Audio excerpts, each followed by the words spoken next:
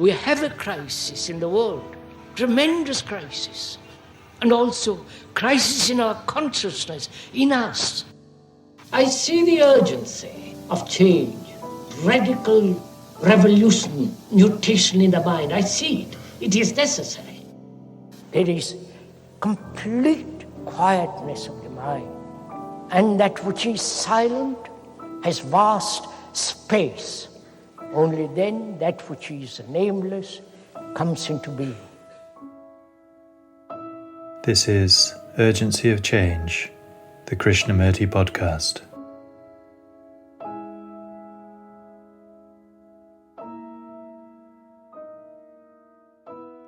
Hello and welcome to episode 63 of Urgency of Change.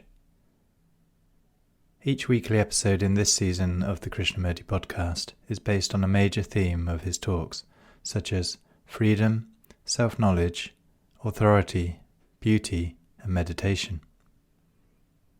Extracts from our archives have been carefully selected to represent Krishnamurti's different approaches to each of these universal and timelessly relevant themes. This week's theme is violence.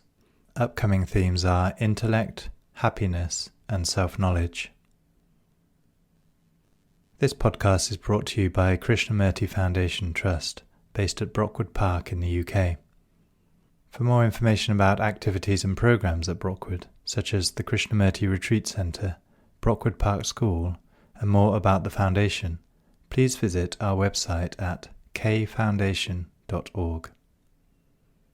You can also find our daily quotes and videos on Instagram and Facebook at Krishnamurti Foundation Trust. This week's podcast has 5 sections. The first extract is from Krishnamurti's first discussion at Brockwood Park in 1977, titled, "What is Violence?" What is violence? How does violence arise? And there is not only physical violence, hitting each other, throwing bombs at each other, killing each other, but also there is various forms of violence. It is violence when human beings are in conflict psychologically. That's a form of violence, surely. It's another form of violence is when we imitate, when we conform, when we follow. All those are indications, like being angry and so on, are a form of violence, right? So when we talk about violence, we are not only talking about psychological factors of violence, but also the physical actions of violence. Hitting each other, throwing bombs at each other, and so on, so on, so on. The terrorists, the totalitarian states which suppress people, all that is a form of violence. Right? Now, is it possible to be free of that violence? Psychologically, let's begin first psychologically, not physically.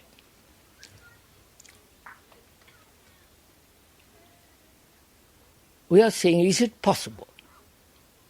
It is only possible, isn't it, when you can come face to face with it and deal with it. Right? Not have theories, ideals of non-violence and all the rest of it. Right? That is an escape from the fact. I want to be free from violence. Therefore, there must be an awareness of all the factors of violence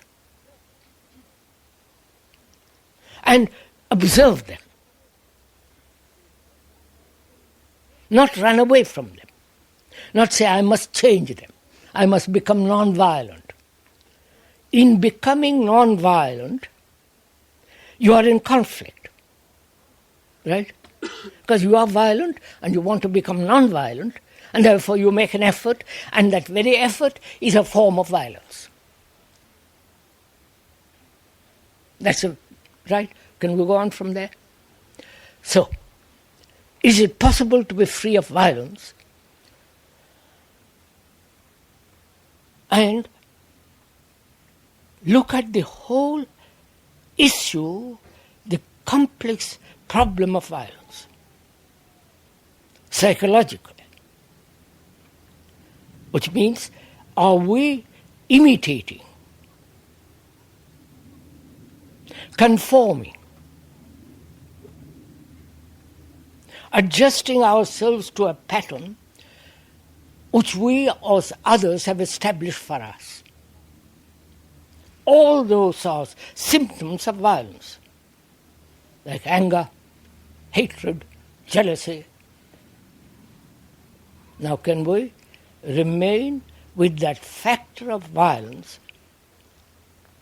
and be aware choicelessly of the whole structure of violence? Will you do it? Are you doing it now? Are you doing it, sir? The questioner? Is the questioner, put that question, is he doing it? Or is it just a theory about violence?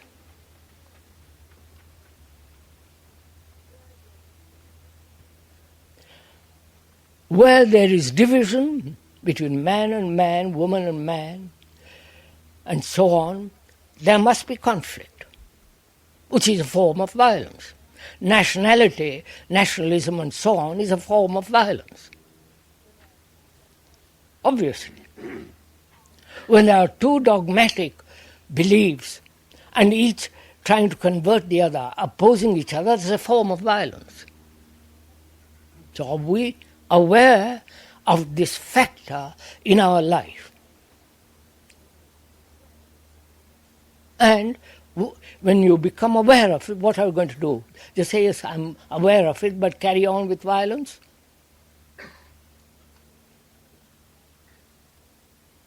Therefore, it becomes a very serious matter. If one is really to be free of violence, to look at it, to live with it, to understand it, to go into it and see all the multiple forms of violence, totally be acquainted with it. And when you are acquainted with something, it flowers and then this withers away. You don't have to fight it.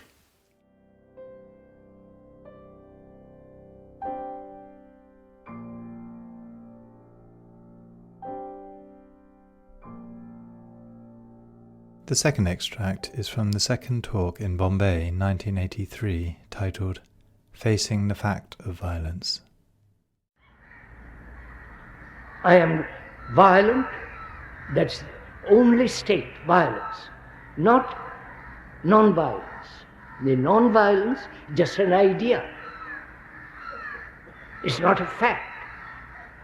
So, where there is violence and non-violence, there must be conflict. And in this contract, you have talked endlessly about non-violence.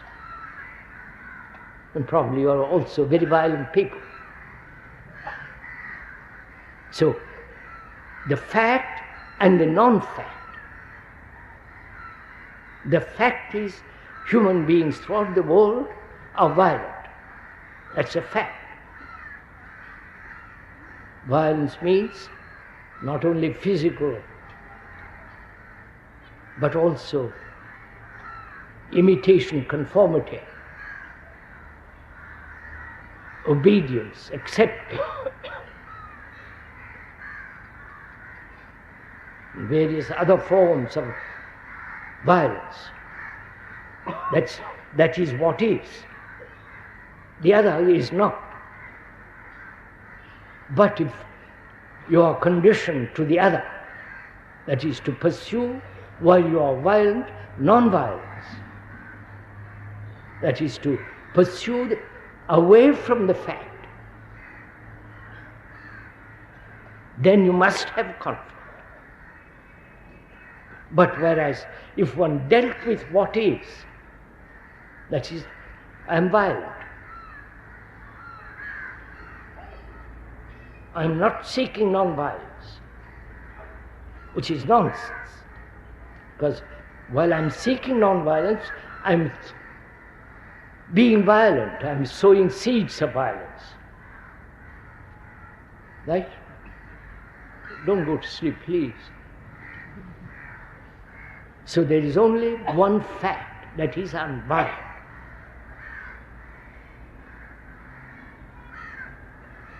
So in the understanding of the nature and the structure of violence, there may be the ending of violence. So there is only fact, not the opposite. If this is very clear, that the ideal, the principle, that which you call the noble, are all illusions. What is fact is, we are violent, ignoble, corrupt,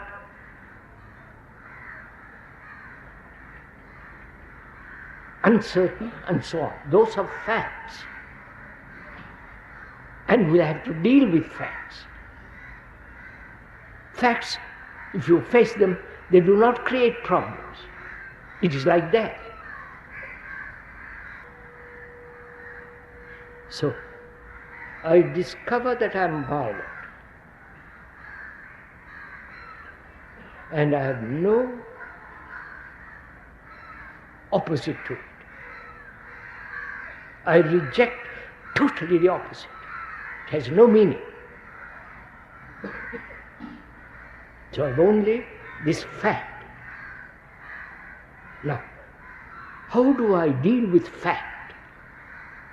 You understand my question? How do I approach the fact? How do I look at the fact? What's my motive in looking at the fact? What is the direction in which I want the fact to move?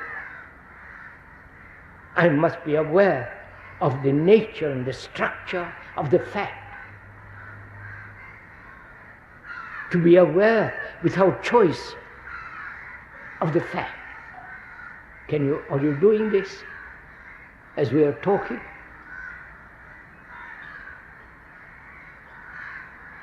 Or you just happily listening to some lot of words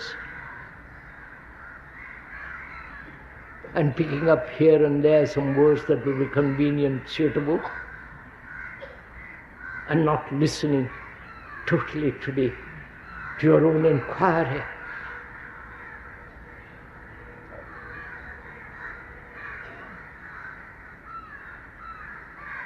How does one then deal with fact? That is, how do I observe the fact that I'm violent? That violence is shown when I get angry, when I'm jealous, when I'm trying to compare myself with another.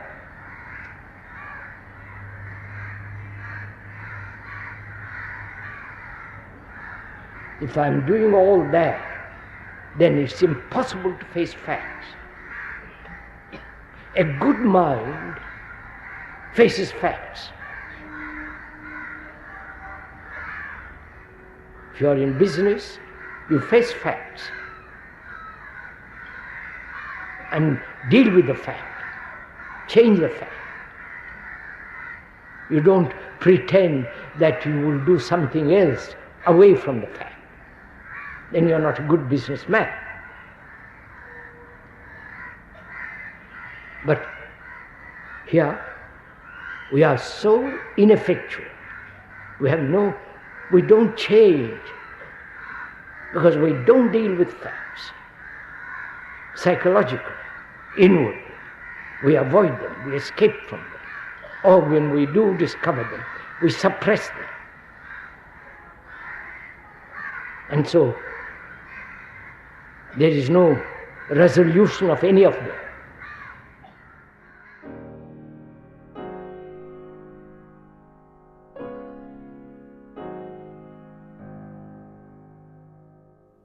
The third extract is from the first question and answer meeting in Saanen, 1982, titled, Does Violence Have an Opposite? Is there a psychological opposite? There is the opposite, man, woman, darkness and light, pain and no pain. There is the opposite, naturally. But we're asking, is the conflict, does it exist in the psychological opposite? They're clear? So, is there an opposite to what is?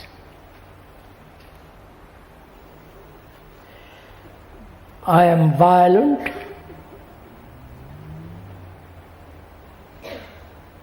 and is there an opposite to violence? And many philosophers and many teachers and many idealists have said it. The opposite is the concept of non-violence. Right? There we have the problem right away. The concept and the fact. So there is a division of time. Right? Time being what is, and which is violence, that to be transformed through a series of investigation to arrive at the opposite, which is non-violence, which is the end of violence. Right? Now, where there is opposite, there must be conflict, good and bad. Right? We're talking psychologically first. So, there is violence, probably in all human beings, inherited from the animal and so on, so on, so on, and cultivated carefully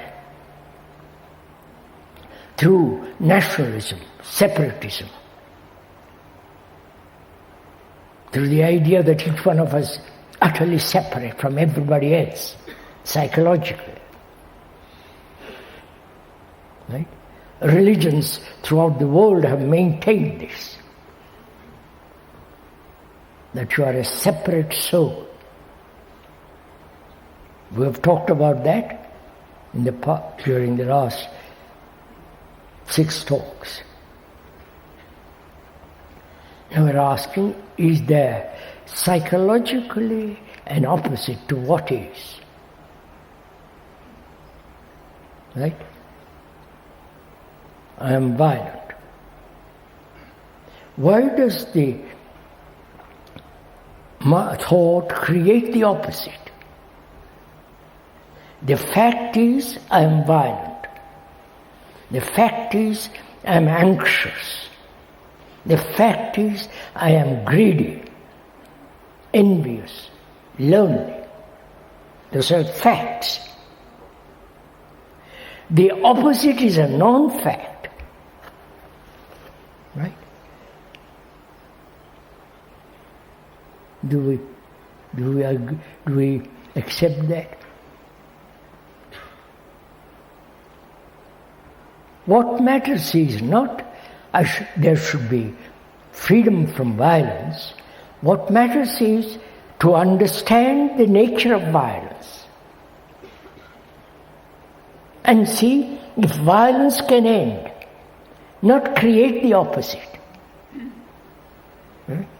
The moment we create, thought creates the opposite, conflict begins. Is this clear? Can we go on from there? So, one is violent. Can we look at that quality, that reaction and find out whether it's possible to end violence, not create a state of mind which says, I'm free from violence, ending violence. You understand it? Not the continuation of violence as non-violence, right? That is, the opposite is inevitably born from its own opposite, right?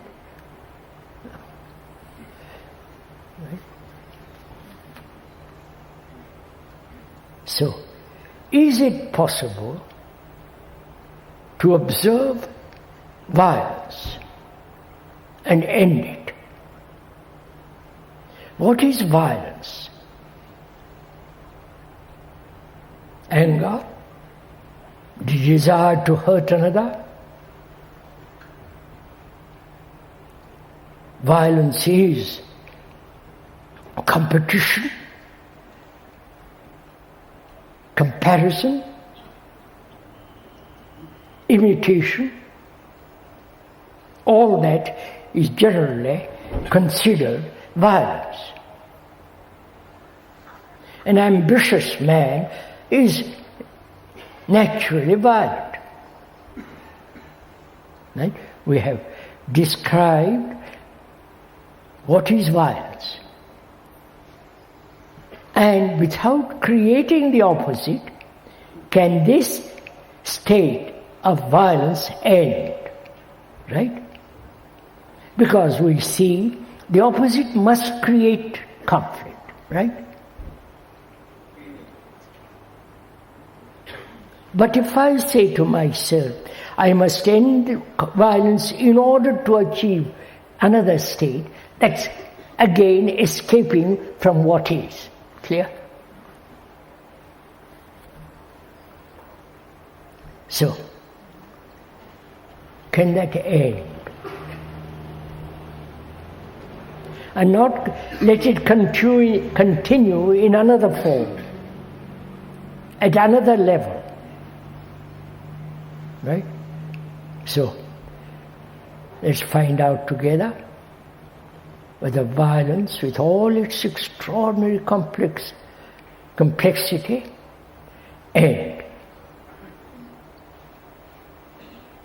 that is, when we observe the reaction which the word has awakened, right? The word.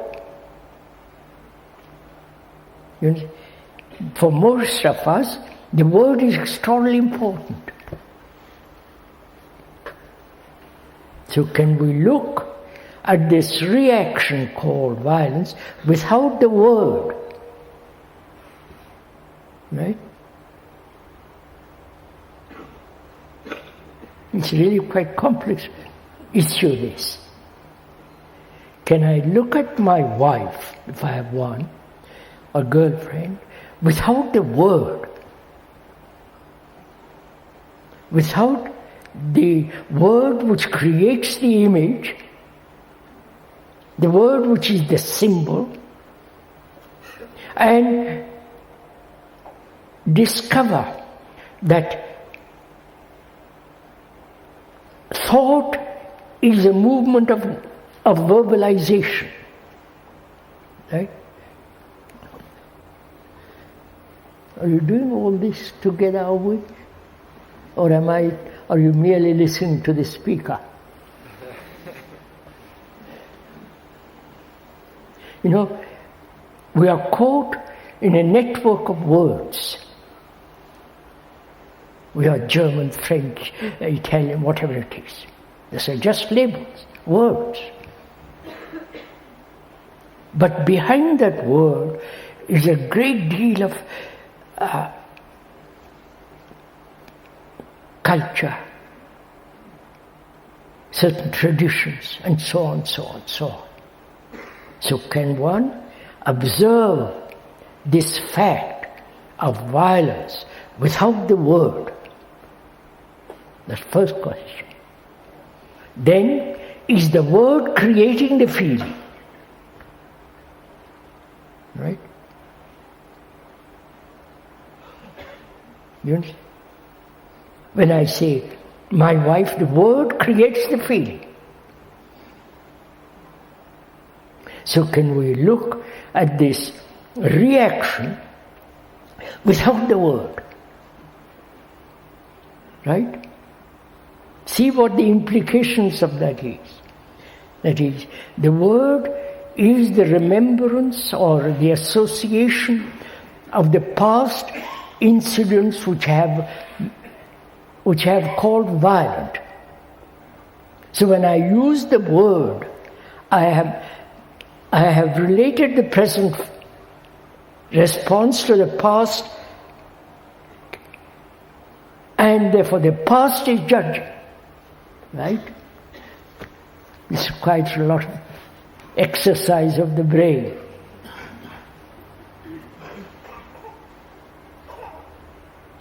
Exercise to observe very, very, very closely when you are looking at this fact of violence.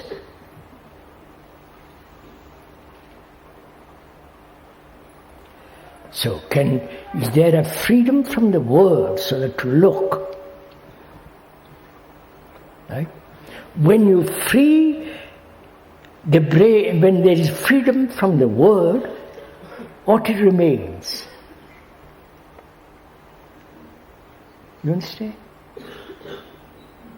Only the reaction, right? Which you have named as violent. I wonder if you follow on this. Are we meeting each other or am I talking to myself?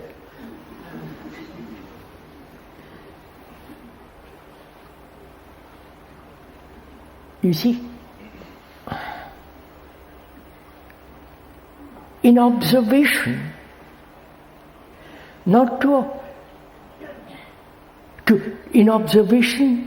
to be free of time. Right? I'll explain it more. Time being the past, right?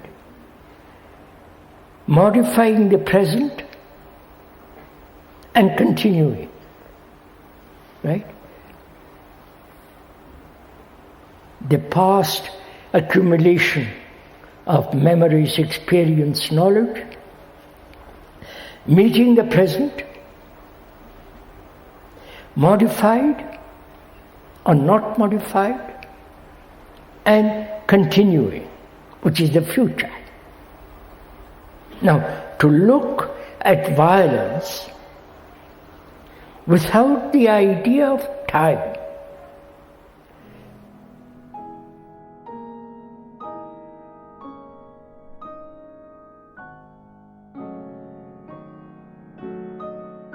The fourth extract is from the first talk in San Francisco, 1983, titled Ending Violence Without Motive. Disorder exists as long as there is this idea. Please listen, if you will. There is this idea of evolution. We are not talking about fundamental absurdities. There is evolution. From the child, from the baby to grown-up man. There is evolution as the seed which grows into a marvelous tree. There is evolution in learning. I don't know Russian. One doesn't know Russian, but needs time to learn. And that's part of evolution. To learn a skill requires time. That's also evolution. Time, thought, is the process of evolution.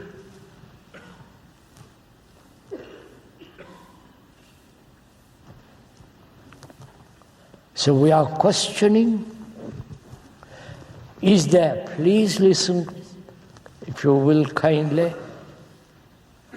and amicably, is there psychological, psychic evolution at all?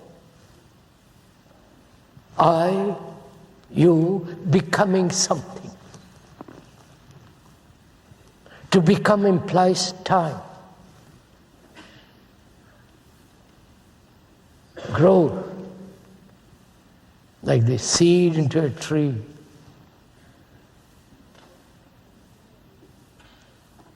Is there psychological evolution at all? I know we accept that as a fact, that I will become something. Perhaps that is the result of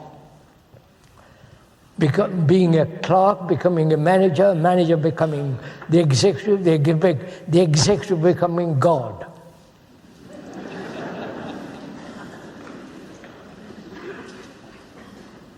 We carry that same principle into the psychological world, that I will become something, reach heaven, reach illumination, whatever one aspires to. So, we are, asking, questioning, doubting whether there is psychological evolution at all.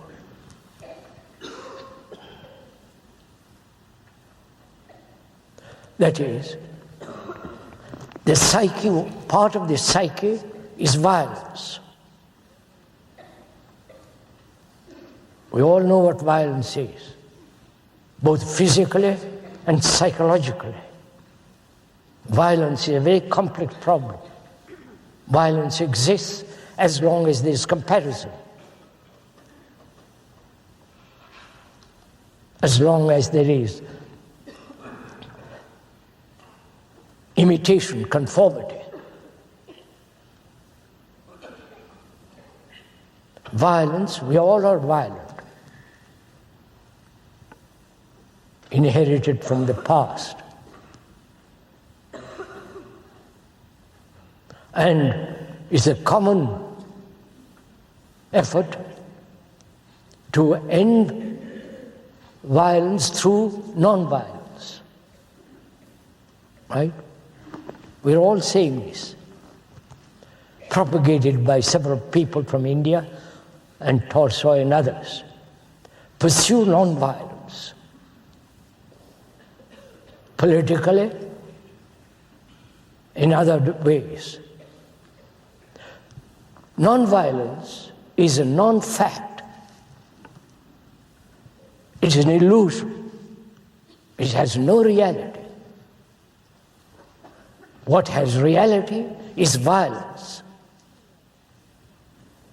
And when you pursue non-violence, you are cheating yourself.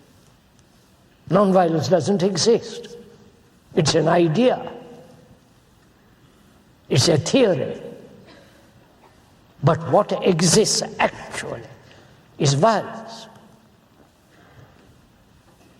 And we're asking, as we said, this violence is part of your psyche, of you. Will violence end through time, through evolution?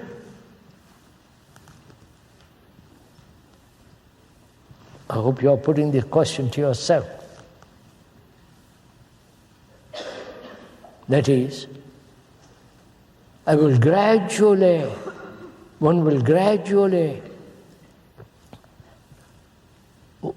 understand, delve, find the cause, and gradually dissipate this violence.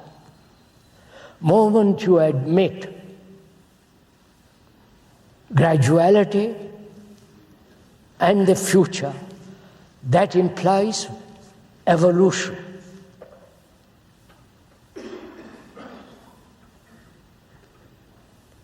Violence cannot end through evolution, now or in the future. As man has lived for 1,000,000 or less years, 1,000 years, in violence, is part of his nature,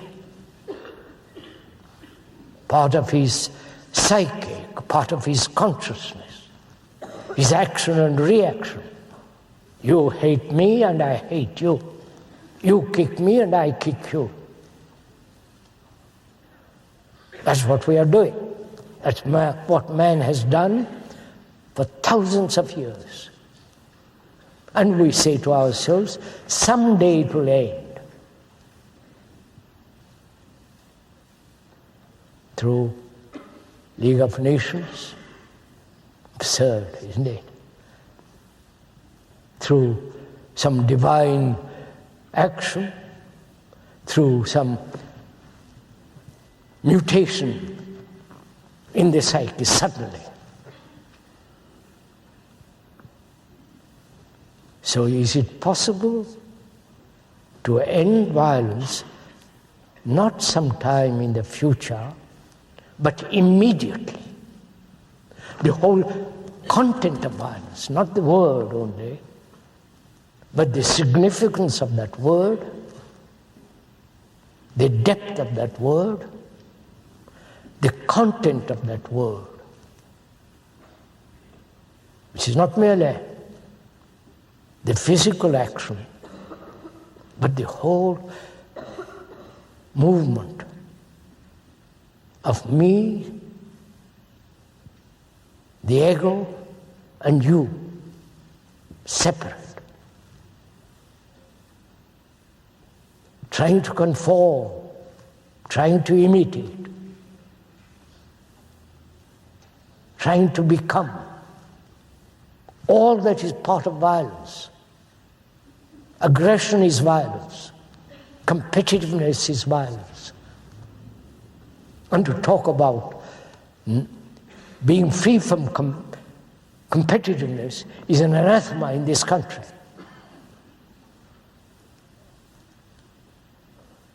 You abhor it. You will say, doesn't all nature compete? Doesn't a tree struggle against other trees to find life?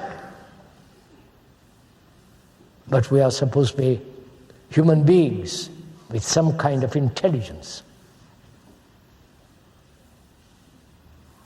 So violence, we are asking, is it possible for it to end instantly,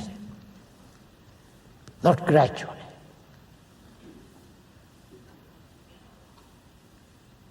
It's a very serious question.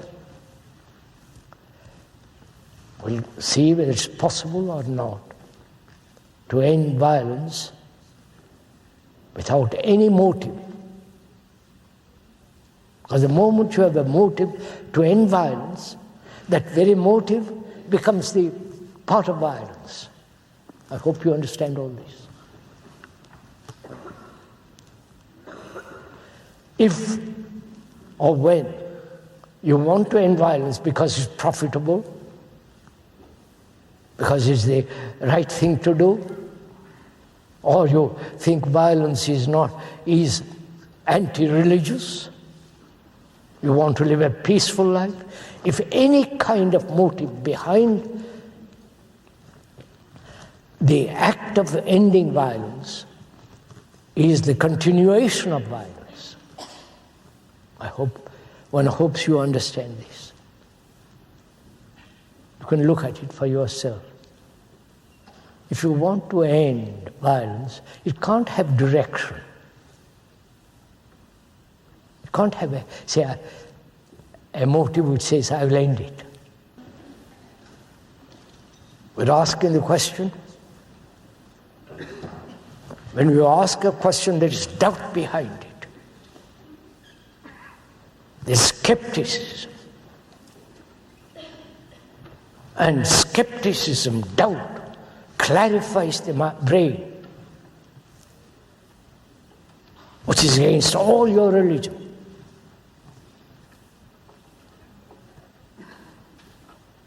You don't doubt your guru.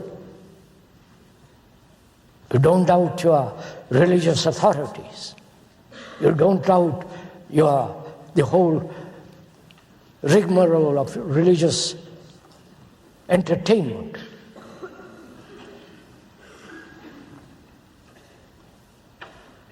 So, when you question whether violence can end instantly, the whole complexity of violence, you are doubting, questioning, asking yourself.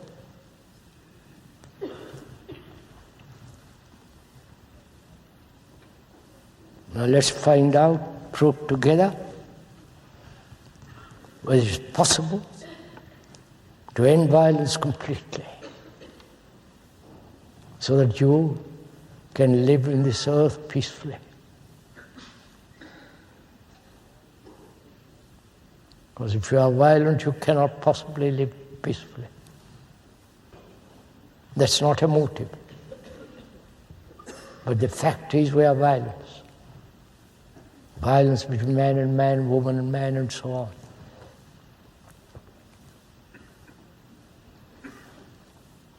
What is violence? It's a reaction. It's a response. It is there, inherited, perhaps in the very genes themselves. We're asking, can all that end?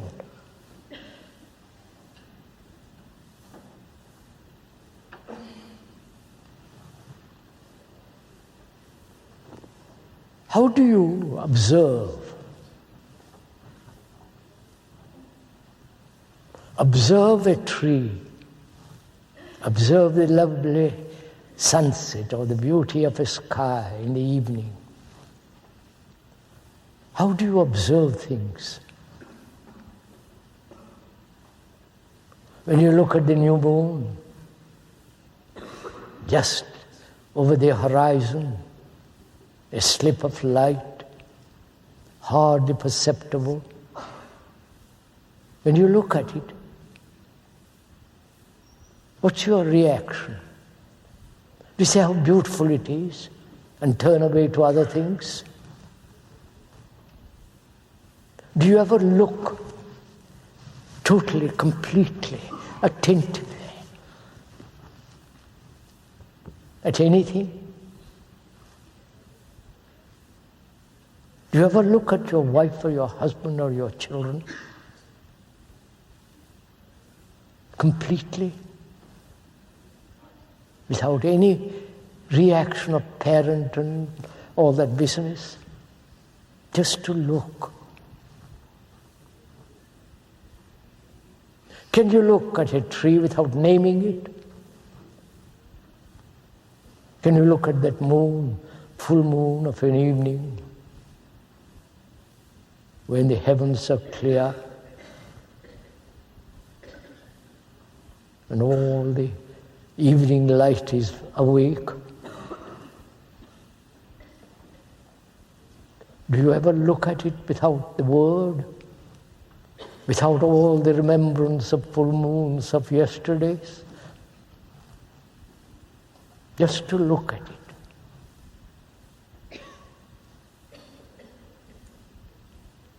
When you so look at it, there is a totally different movement going on. It's not the movement of thought. It's not the movement of pleasure. It's not a remembrance of something past. You're looking at it as though for the first time in your life, when you don't name it. So can you move from the outer, which is looking at the moon, move inwardly to this whole structure of violence? Look at it.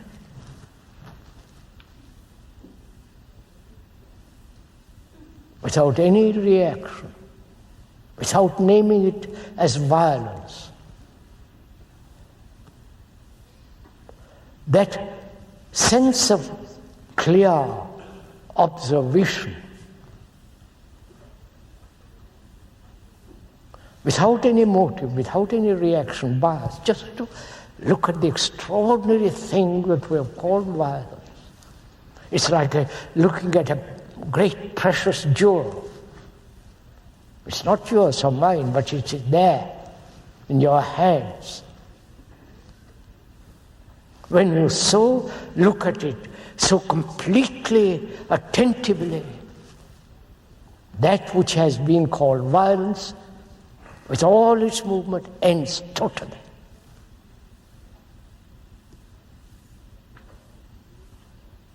You're not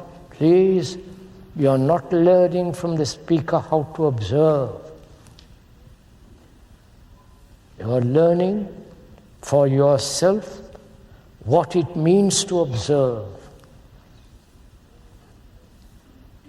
Observe the whole.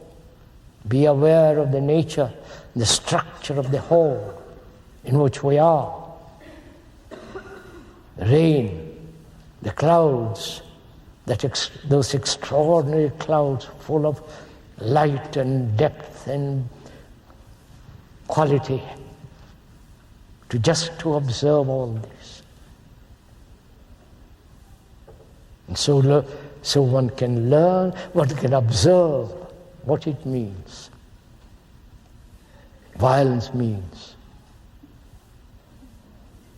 And when there is such observation with great attention, because you cannot observe if there is no attention. The word attention means to grasp, to go out and take. We are not using the meaning in that sense, to attend. To attend to what you are saying, to attend to your thoughts, to attend diligently at this violence which has brought such great misery to human beings. When there is such pure attention, which is the gathering of all your energy, to focus on this fact of this reaction called violence, there is an ending completely of that violence.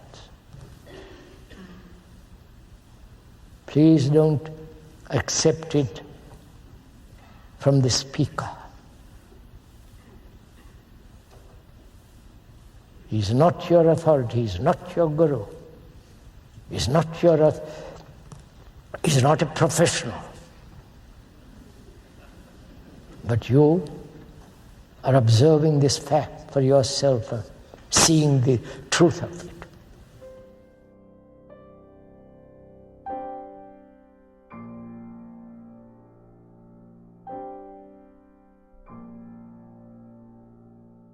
The final extract this week is from the first question and answer meeting in Saanen, 1981, titled, "Are You Adding to the Violence in the World?"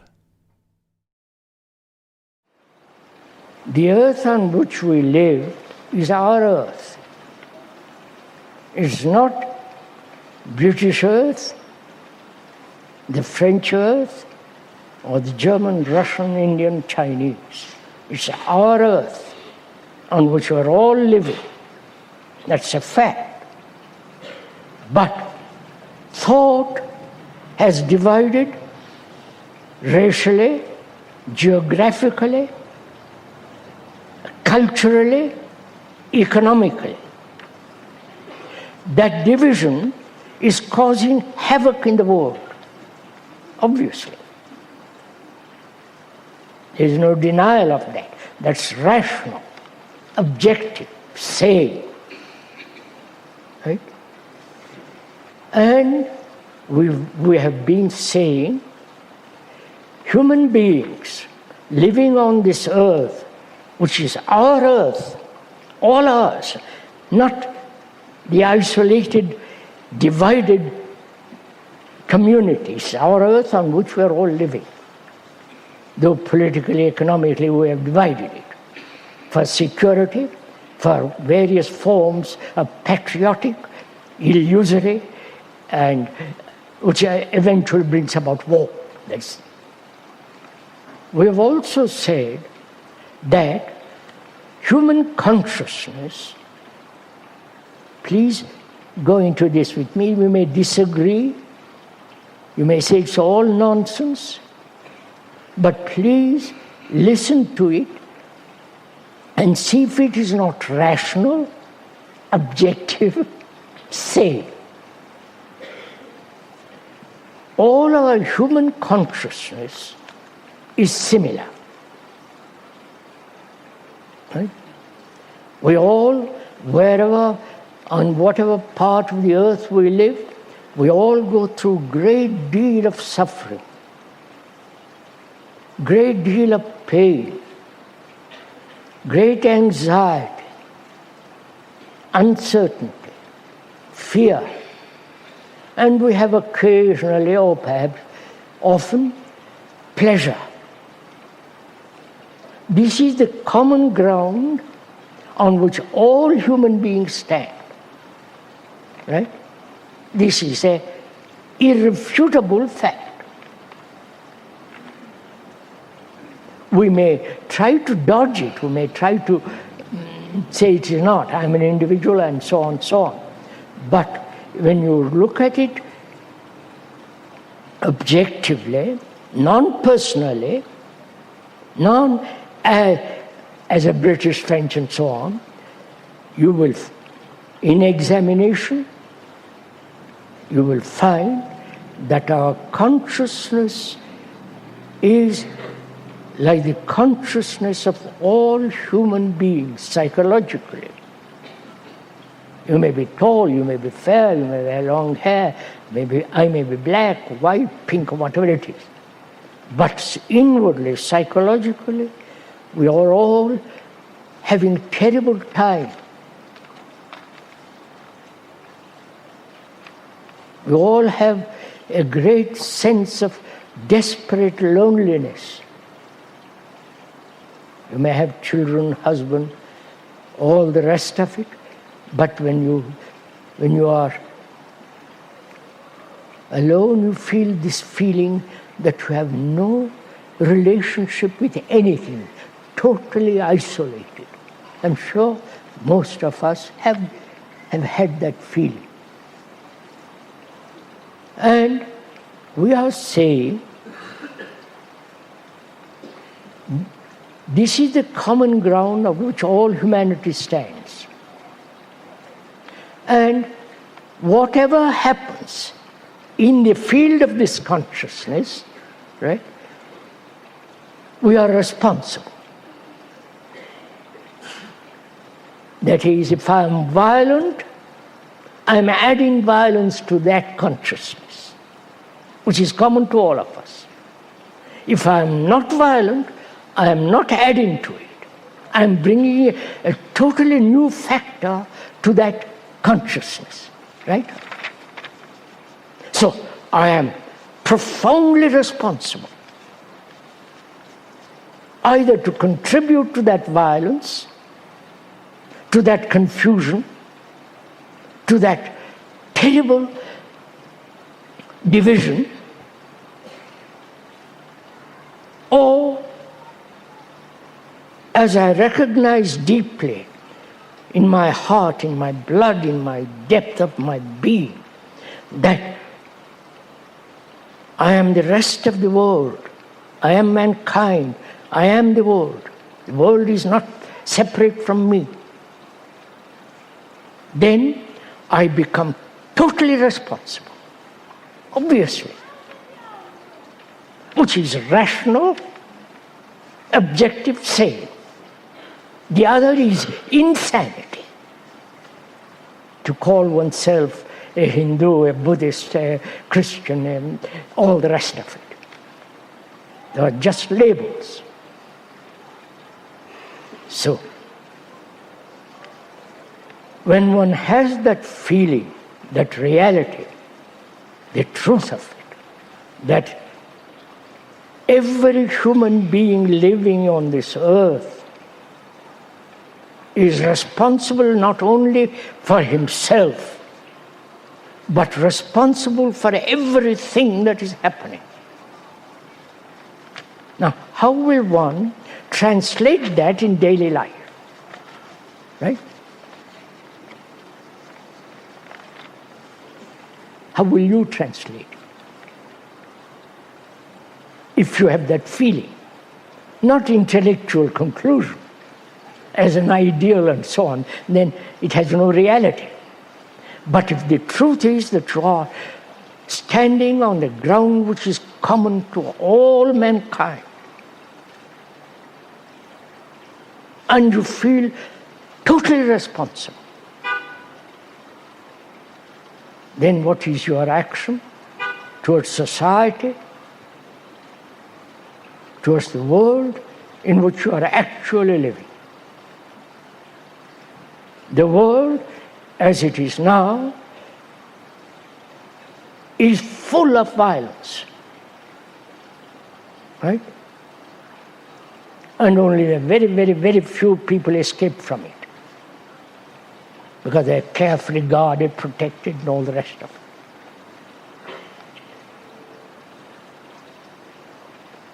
One realizes, suppose I realize I'm totally responsible.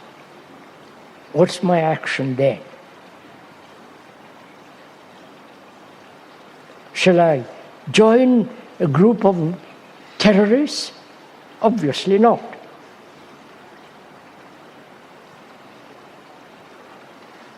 Obviously, competitiveness between nations is destroying the world. The most powerful, the less powerful, and the less powerful trying to become more powerful, which is competition. Not only nationally, which is destroying the world, shall I, realizing that I am the rest of mankind and I am totally responsible, shall I be competitive? Please answer these questions. When I feel responsible for this, naturally I cease to be competitive. And also, the world, religious world, as well as the economic world, social world, is based on a hierarchical principle. Right? And shall I also have this concept of hierarchical outlook? Right? Obviously not. Because that again is the one who says, I know, the other says, I do not know. The one who says, I know, is now taking a superior position economically, socially, religiously, and has a status. And if you want that status, go after it. But you are contributing to the confusion of the world. So there are actual, objective, sane action when you perceive, when you realize, when in your heart of hearts, in your depth of your being, that you are the rest of mankind, and that we're all standing on the same ground.